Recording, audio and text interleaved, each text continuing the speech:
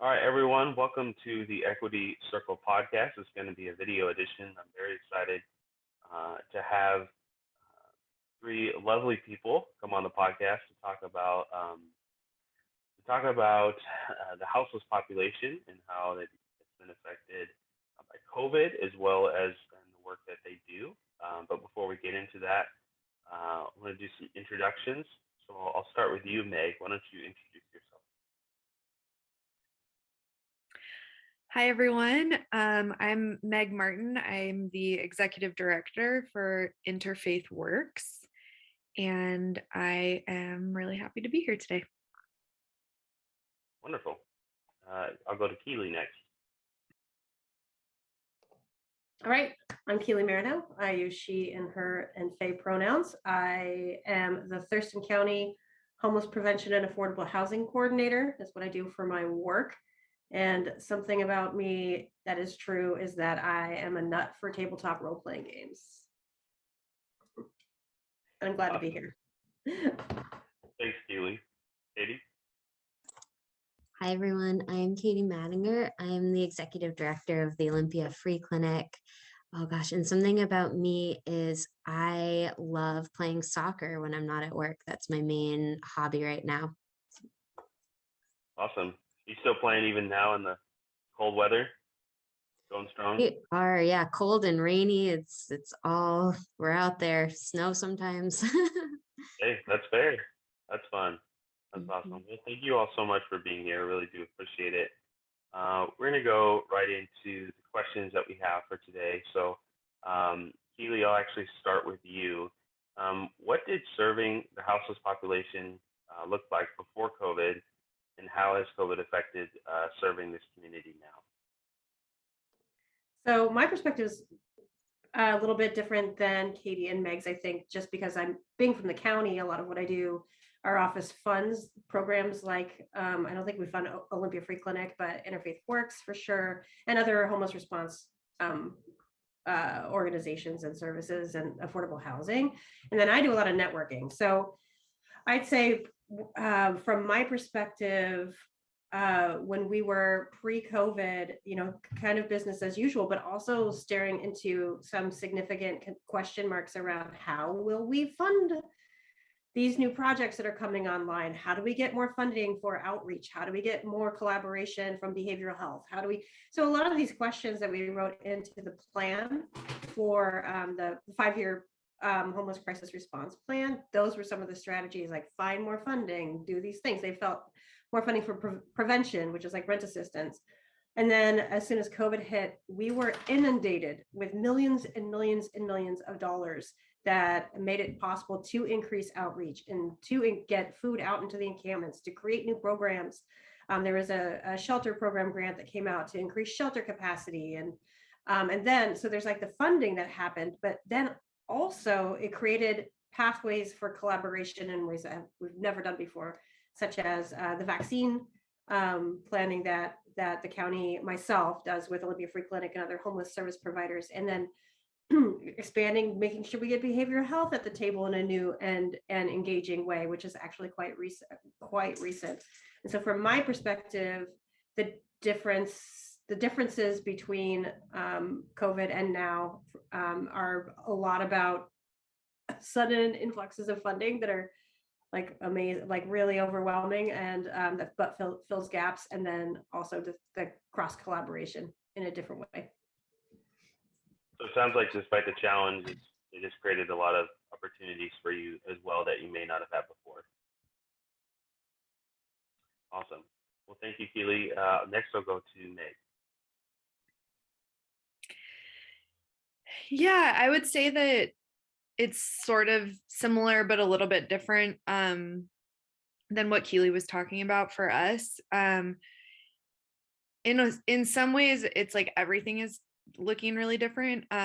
Before COVID, I think we were providing nighttime shelter only in one location, and had a lot of drop-in services at that shelter where folks could come in and use it as a mailing address and get their mail. And if we had extra food or coffee or whatever, clothes, supplies like that, we had, sometimes upwards of 85 to 100 people a night coming by the gate at the shelter, even if they weren't staying with us, and getting support and services that way. And we had a 42 bed shelter at the time. And we were operating the community care center in collaboration with the Olympia Free Clinic and Providence and about 14 other community organizations with the support of the county and other funders.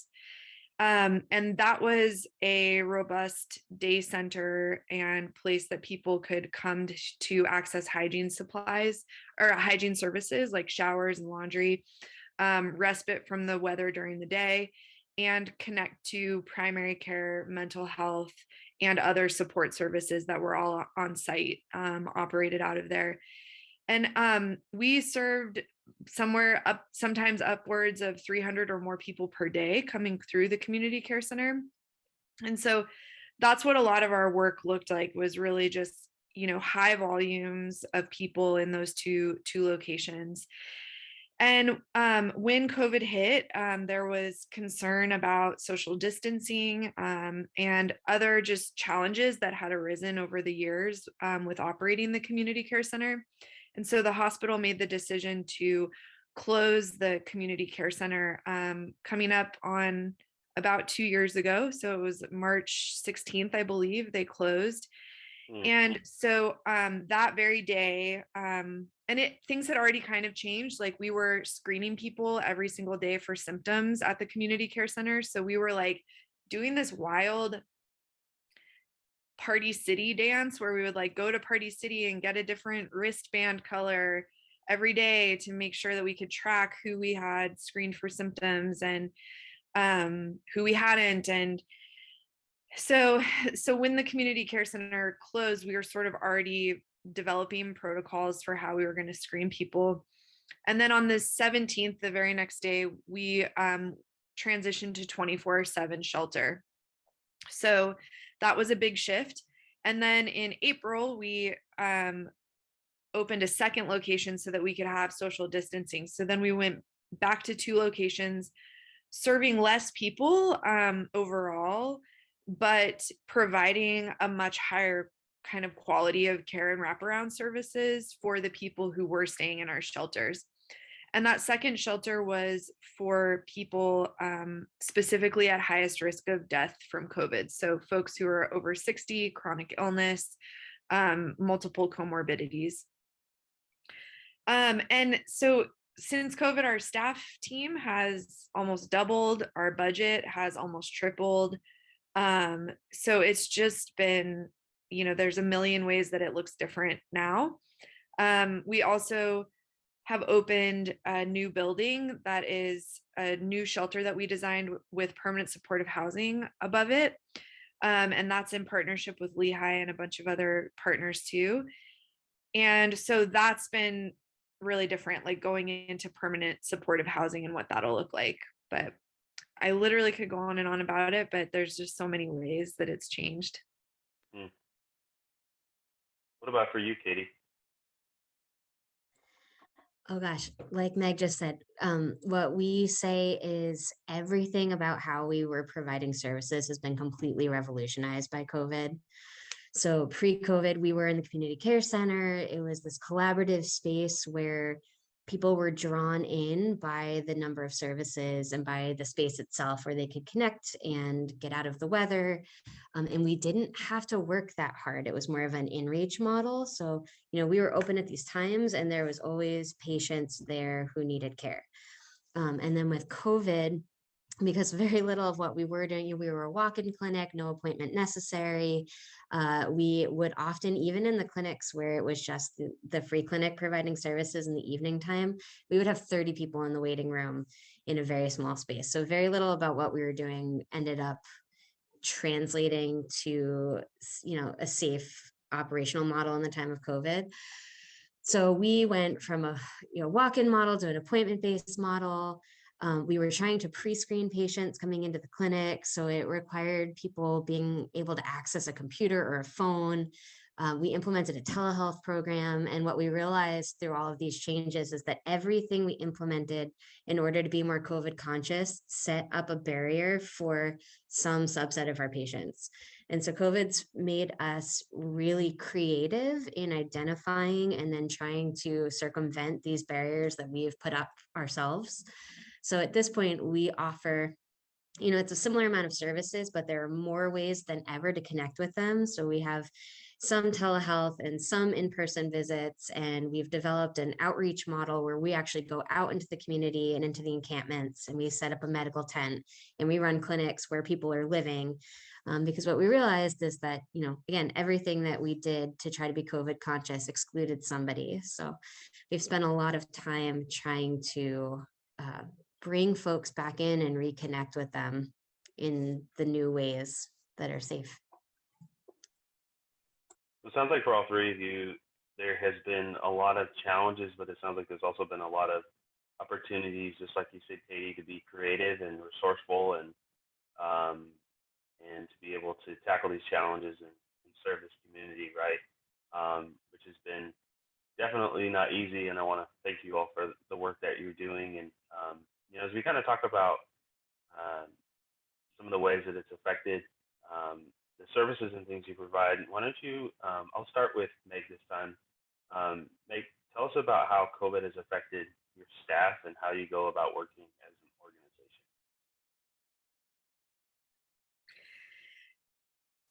Yeah. Well, as I mentioned in the previous question, our staff team has doubled. So going to 24-hour services from even running a daytime program and a nighttime program, 24-hour services is like a whole different animal kind of in terms of how much supervision and on-call support is needed, just how much of a staff team is needed to be able to provide fill-in for when folks can't make it. That's been a big thing of like always sort of waiting for when the shoe's going to drop and we're going to have a staffing shortage or have an outbreak in our congregant shelter space. And so it's made it really difficult to plan in a lot of ways. And so we've had to double our staff. We've been working more than we were working before. So that's been really hard. Like as the whole kind of world was shutting down and a lot of people were starting to work from home or their jobs were gone or whatever, ours like only got more intense, and it's already a very intense line of work. And so there's been a lot of mental health impact on our staff team, a lot of exhaustion and fear just going to work every day. So we've had to, as an organization, respond to that as best as we can.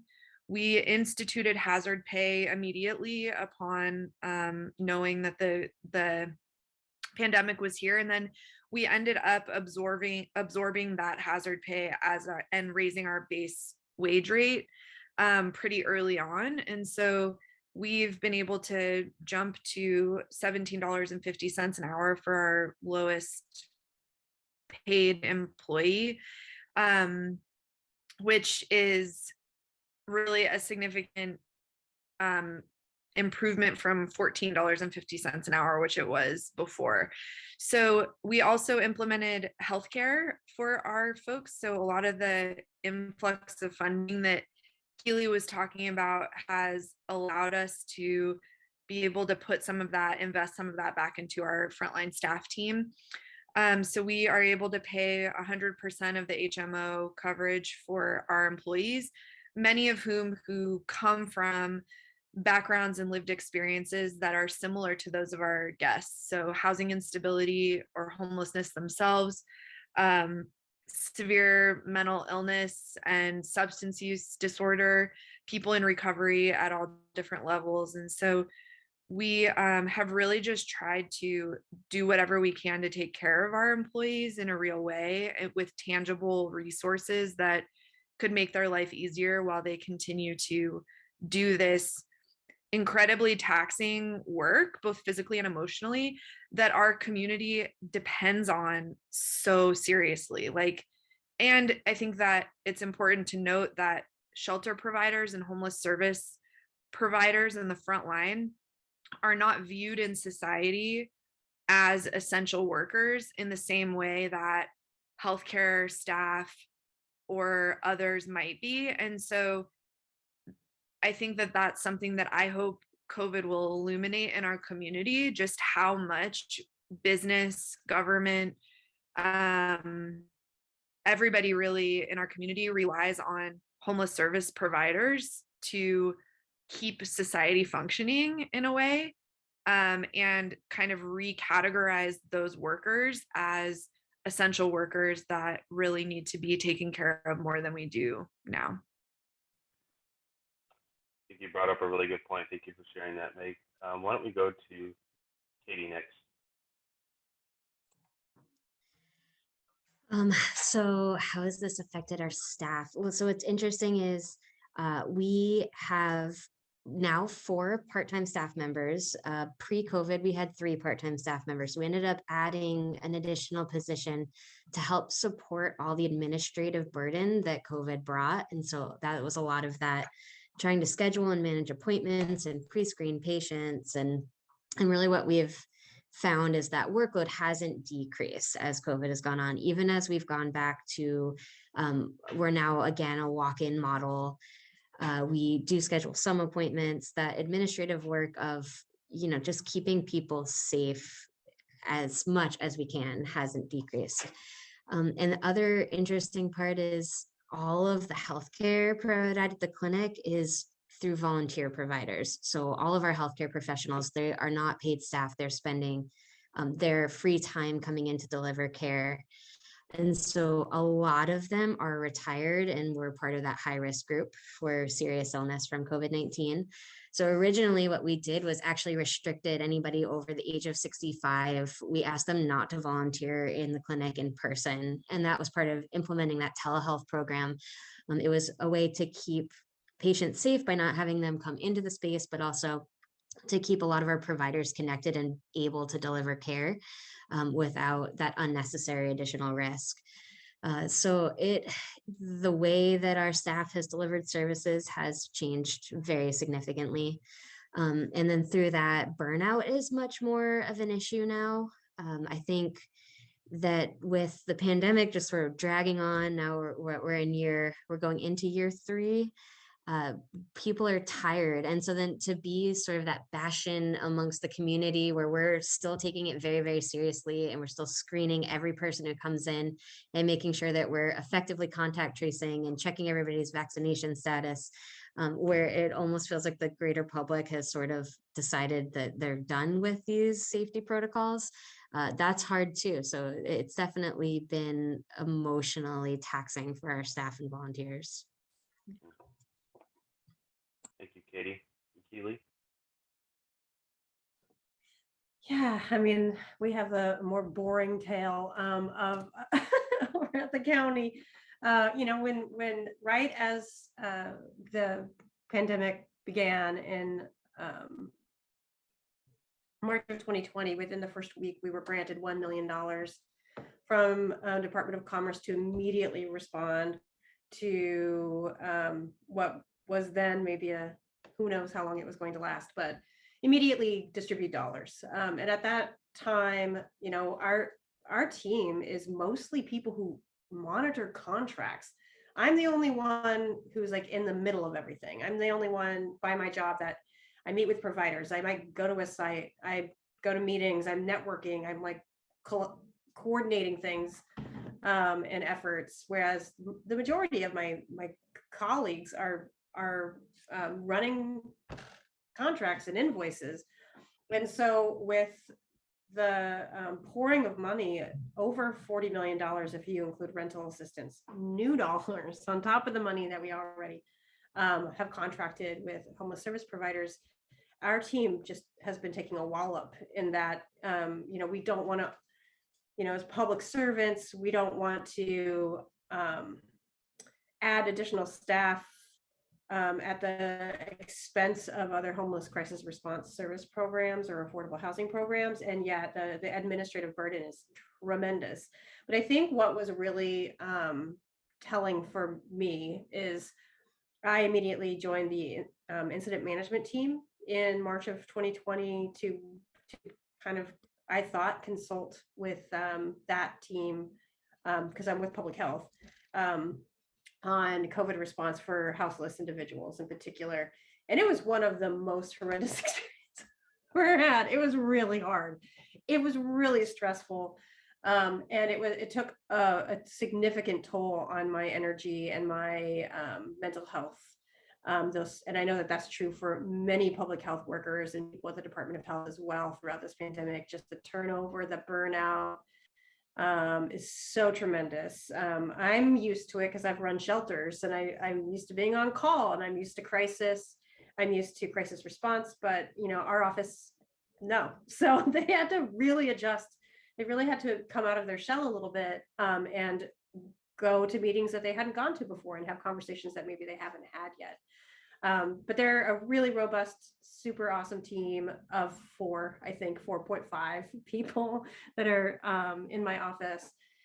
I will say, though, that a little bit related to the first question, but it came up for me when Meg was talking, is that many times, homeless response, especially from local governments, is very reactive.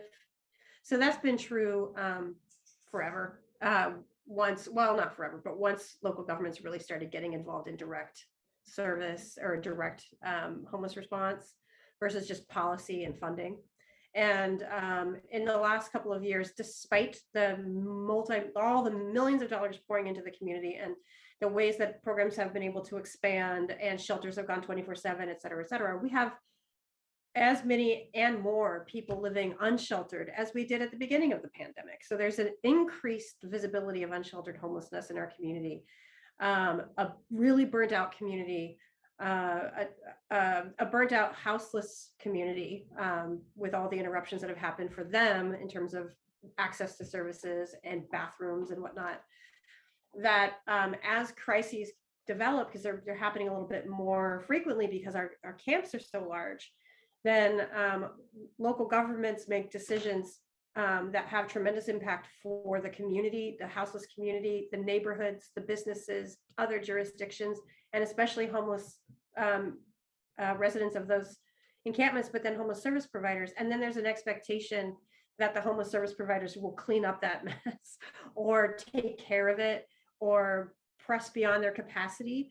And that pattern is really not sustainable. And it seems to be getting worse, where there's a disconnect between the actions like sweeping a camp and what implications that has for the homeless crisis response system, and what local governments are expecting local nonprofits to do to address these issues that were ultimately caused by a decision to sweep a camp, et cetera. So I think that kind of impact of COVID and the ways in which like people in work jobs like mine, I think, have a responsibility to really own that, because it's not helping the burnout, and it's not helping like the ways that Meg was describing and Katie describing around like just a turnover, burnout, exhaustion, increased mental health, et cetera, et cetera. So I just was on my mind, and I wanted to make sure to say that. Well, thank you for sharing that. And, I think that's why before we ask this question, I wanted to make sure that I mentioned how much I appreciate the work that you do. I spent the first 8 or 9 months of the pandemic overseeing a family shelter, and the fears are real, right? Of going into work and having to, worry if you're going to be exposed, as well as making sure to calm other people's fears and concerns as well. So it's definitely a challenge. So I do want to continue to emphasize my appreciation for all the work that you do. And, we've talked a lot about some of the challenges and some of the things that have been very real and that you all have experienced and shared or seen amongst others as well. I wonder if we can kind of move to maybe some things that you hope 22 will look like for your staff and serving the houseless community, and maybe some of the more like good things that you're looking forward to or hope to have this year. I will start with Katie this time. This is a great question, because I'm actually really very excited about one of these. As much as you can find a silver lining from COVID, I do think that creativity in figuring out new ways of reaching people has been the silver lining. So we're now doing these, what we're calling pop-up or satellite clinics with that medical tent. In one way, we are partnering with Keeley and the county and going to different encampments and community locations and doing COVID-19 vaccine clinics. But we're also utilizing it to deliver medical care. Often those services are happening concurrently. And it's been this incredible way to both connect and reconnect with some of our patients experiencing homelessness. So one thing we noticed was that after the community care center shut down, a lot of the patients that we were seeing during the day who were coming there usually to access other services, we stopped seeing them. They didn't have a reason to come find us anymore. They had a lot of like activities of survival to attend to that were higher priority than seeking out medical care, ironically enough. So what we've found is that by going out to these places where people are living and making the care really accessible in the moment, we're actually reconnecting with some of those patients that we were seeing in those daytime clinics. And the majority of patients, so we've started tracking how many folks that we've seen out in our medical tent who are also seeing at the clinic. And we're noticing this pattern of once people are connecting with us through the tent, when we're getting them back to the clinic, they are staying with us. So they are getting sort of that introduction to services in a really comfortable, accessible space. And then we're able to kind of increase the level of care we can give them if we get them to the clinic. And then we're just continuing to be able to help them pursue better health and do follow-up checks on chronic wounds and chronic conditions and things like that, just because we've established that initial connection through the medical tent clinic. So we're really excited about trying to expand that. And there's a number of partnerships in the community. We're working with St. Martin's University nursing program, and we're bringing their nursing students in. They're actually starting to plan and host with free clinic staff supporting, but they're planning and hosting pop-up clinics around the county. And it's kind of this dual purpose. They're expanding our capacity for giving care, and then they're getting a really front row view to what public health and community health looks like. So yeah, that's what we're excited about. That's wonderful. That's really exciting. I'm going to go to Keeley next. A lot of the things I'm excited about are things that Meg and Katie are doing. So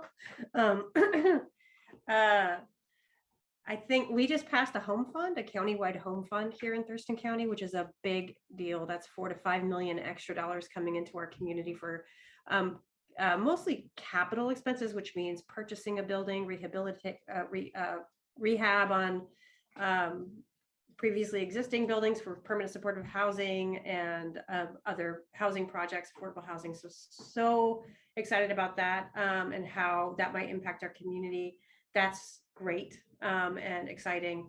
And then I think just this legislative session has some interesting bills in it, just how they might reduce some admin, hopefully, for local governments that are administrating funds, or creating programs around missing middle and accessory dwelling units. So there's a lot of cool legislation focused on housing that I'm looking forward to see how they all shake out. And then for real, the thing that makes my job doable is being able to support by advocating for our service providers or just working alongside them. That makes me really excited. So I'm just gonna kick it to Meg because that's what I'm most excited about. Thank you, Meg. Yeah, I think that for me, what I hope for 2022, I guess kind of my hope for the pandemic in general is just that we can kind of get out of the constant crisis and just sort of start to settle into what does a new normal look like. And for us, it's really exciting. Just yesterday,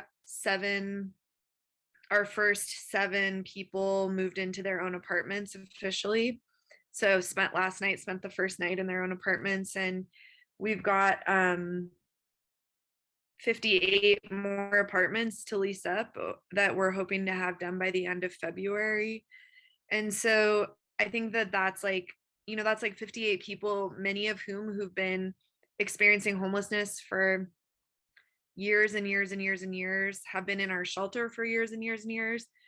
And so that's like a really amazing new chapter in their life. And I think in the life of our community, because what that means, many of them are coming from shelter or from the Plum Street Tiny Home Village for this first round. And so that's going to open spaces within the shelter and at Plum Street that we haven't seen open for a long time, which will mean that folks who are currently unsheltered living outside in encampments are going to have an opportunity to come inside, which has not really been the case in a larger scale kind of way since we opened our shelter 7 years ago. So I think that feels really good, like movement a little bit. I think that we've just been, as a homeless response system, in a place of stagnation and a place of like access to services shrinking. And I'm like really just looking forward to some flow, some movement, some growth. I always talk about this time as like starting the downhill out of winter. And so I hope that then that will bring a sense of hope and a sense of like kind of like a rekindling of purpose for the work for our staff team, and just like reconnection to why we're here, why we're doing this, why it's important, and a reminder that we are making progress, even if it is incremental, even if it's slow.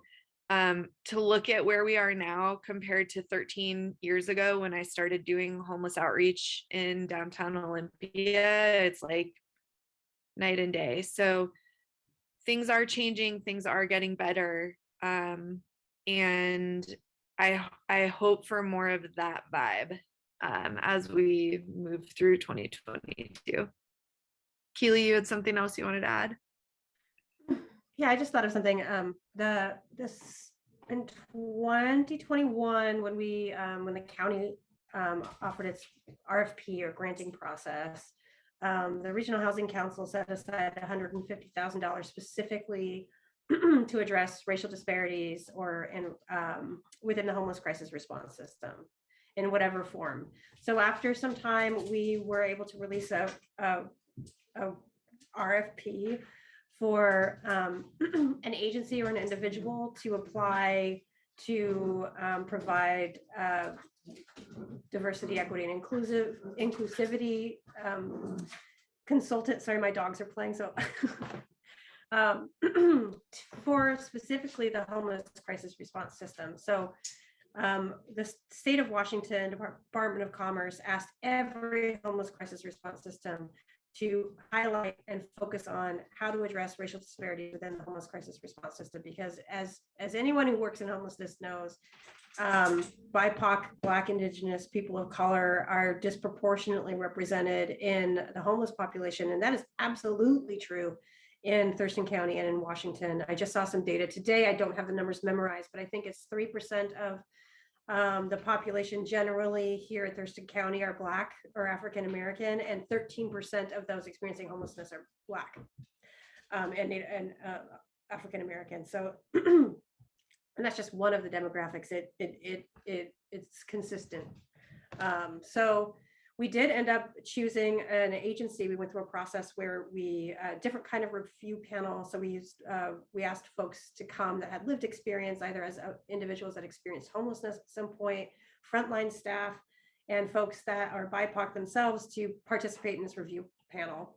And we're hoping that this agency that has been chosen, which isn't official yet, will be able to create a steering committee that makes significant change in the ways that we do business, because as much as we try very hard in the homeless crisis response system to address to be as anti-racist as possible and to address racial disparities in the system.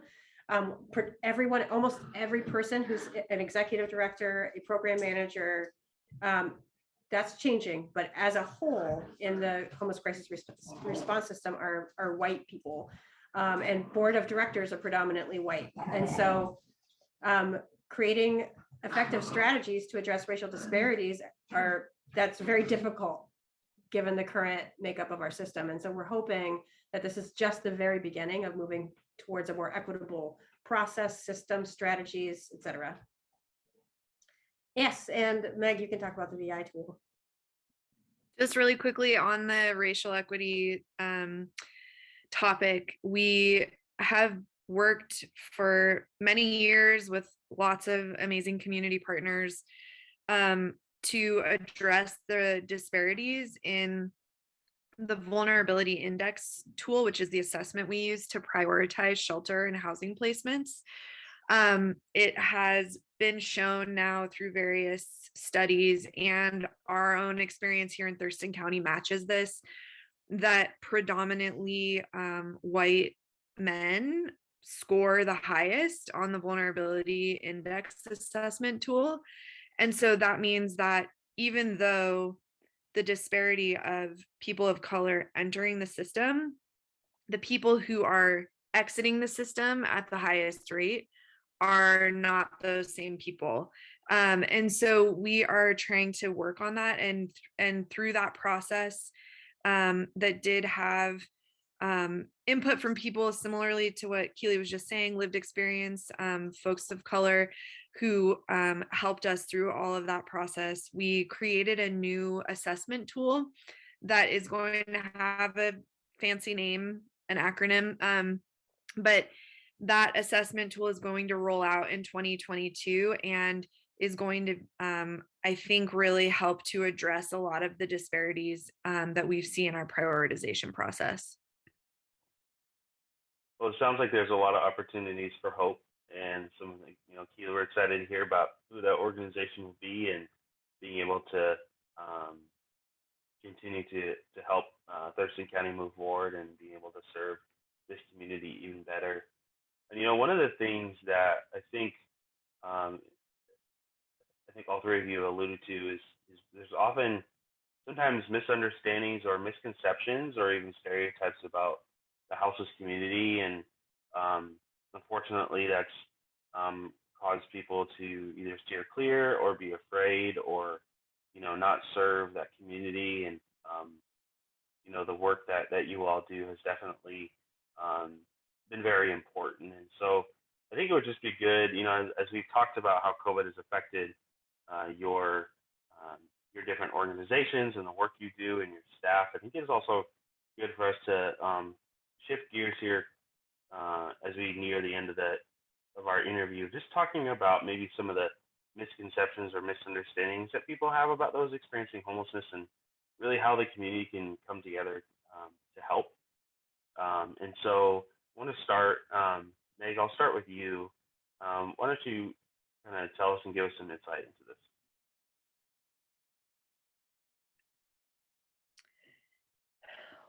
I have so much to say about this one. I think that what I want to focus on though for this answer is that it is, to some degree, I think it's human nature to feel uneasy about somebody who is different than you, looks different than you, lives different than you, whatever that might be. So I think that one of the major misconceptions there, though, especially with people experiencing homelessness, is that that's their fault somehow.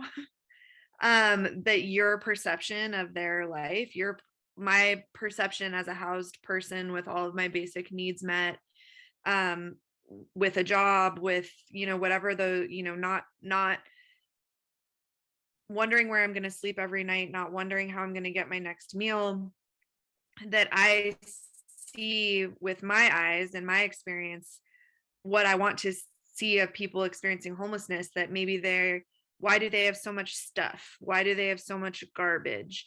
Why are they acting like that? Why are they fighting in public? Why are they, all of these things? And I look at that and think like, I would never, right? I would never do that. And it's like, oh, well, if you popped the roof off of my house and told me that I had to walk out with all the stuff I wanted to take with me, I'd have a lot of stuff.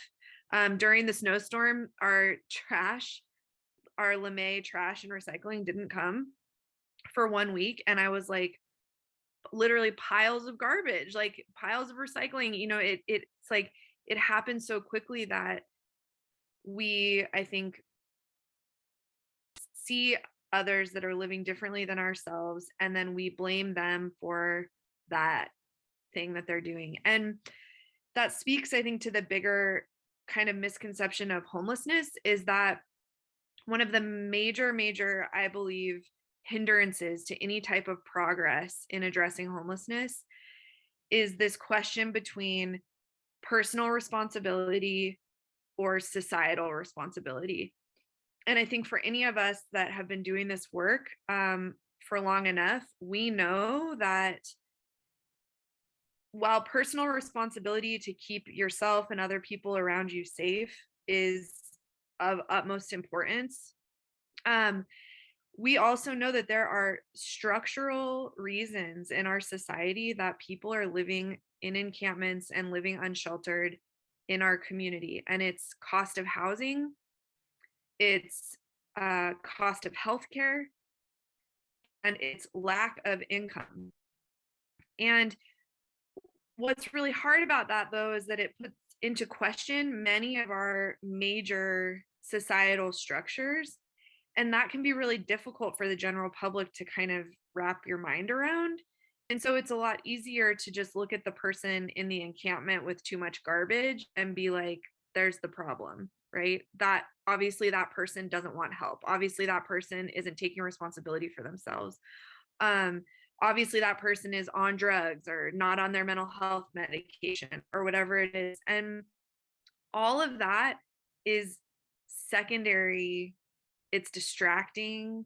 It's side issues that don't help us get closer to our shared goal, which is for people to not be homeless anymore. Like, that's what we all want to. We don't want to do these jobs forever, right? We're trying to work ourselves out of a job. And so I think that if we could, as a community, realize that we all want the same thing, people who are homeless included, more than anyone can imagine, they want that too. They don't want to be there.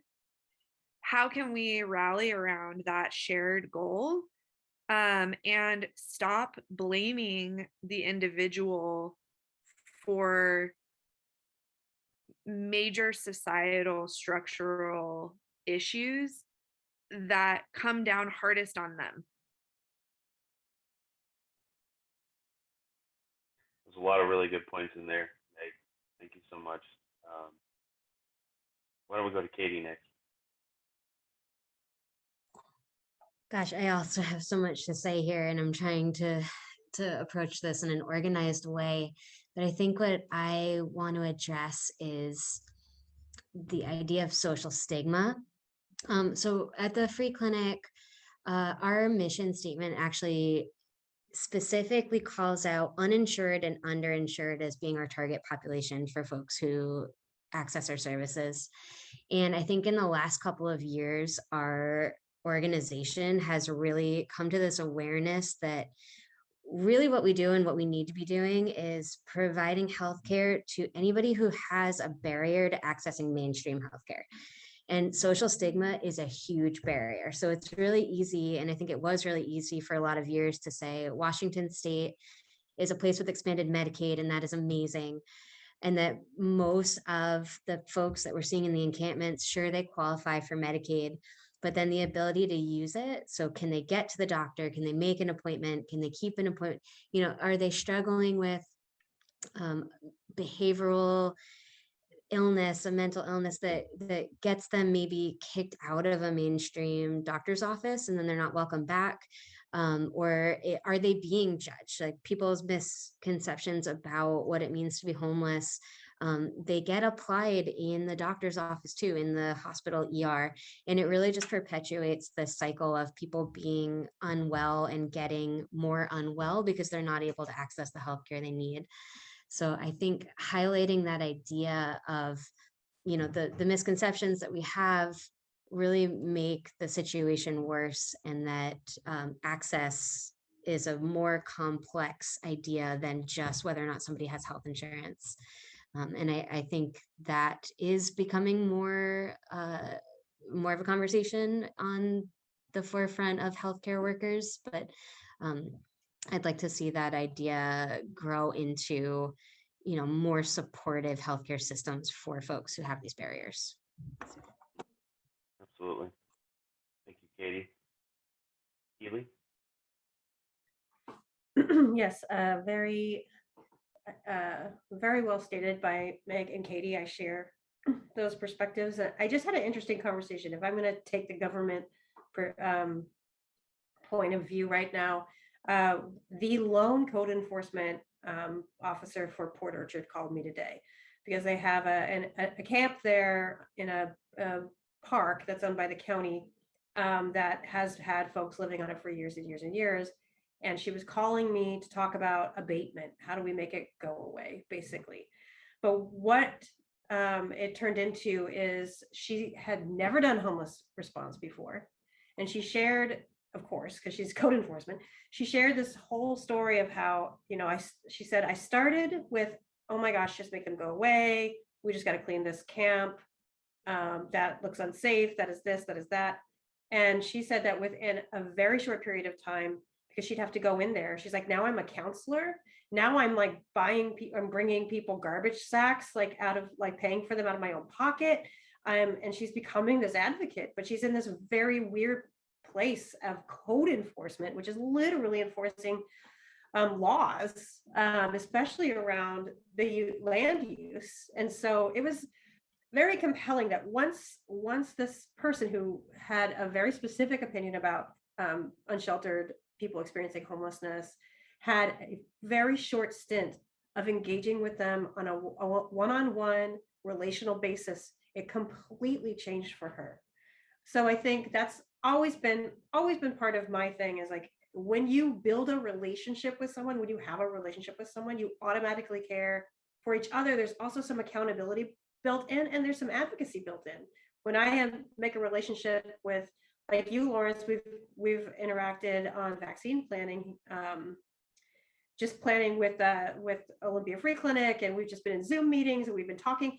Like I get an email from you, hey, do you want to do a podcast? Yes, I do. I totally want to work with Lawrence because I have this relationship with them and I want to make this successful, and I'm happy to do this activity. So I think that relational piece, that relationship piece, and that shared humanity piece is crucial, because I totally agree that until we stop seeing houseless people as morally failing, if the public opinion is that they are morally failing, that there's something morally wrong with them, we can't get the public on board to see them as what they are, like individuals struggling, or economic refugees. If we could see them as economic refugees, people would rally behind that, because we rally behind refugees, some of us, but a lot of folks understand that concept of, oh no, they're refugees, we need to help them and support them and house them and make them feel welcome, etc. But we can't do that with this population so easily because of that moral failure kind of perspective. So that's got to shift. Yeah. There's so much here, and I know this question alone, I mean, I think we could have our own little separate podcast episode. I know for me personally, just coming from sharing a little bit of my story working with the houseless community, when I first started, I had my own misconceptions and misunderstandings, and there was a lot I still learning, even learning so much as being a part of this interview and being able to hear from all of you. And it is a process, but I think one of the things that you said, Keely, that I really appreciated is just making it more relational and seeing that it's not about a moral failure. It's just about making them feel welcome and making them serving them, right? Because we would want the same done to us, right? If we were in that position, we would want to be welcomed and taken care of, and given all the resources and things that we need. So again, as we come to the end of this podcast interview, I just want to thank you all again for making the time to do this. And so as we come to a close today, I just would love to give an opportunity for each one of you just to share any final encouragement or just final thoughts that you'd like to share, whether it be related to what we were just discussing or around COVID. So I will start with Katie. Let you answer this question. Yeah, thanks. I want to say thank you to Keely and to Meg and to you, Lawrence, and to all of the incredible frontline homeless service providers. Everybody is absolutely essential in this work that we're doing together. And, as has been said a couple times, that one of the things that came out of COVID was this better collaboration and working together on things. And in that way, I do see that we're making progress, and I feel like we are starting to take better care of the whole person, not just from a healthcare perspective, but just making sure folks are getting shelter and food and the things they need to survive. So I feel grateful to get to work with you all. Thanks. Thank you, Katie. Meg?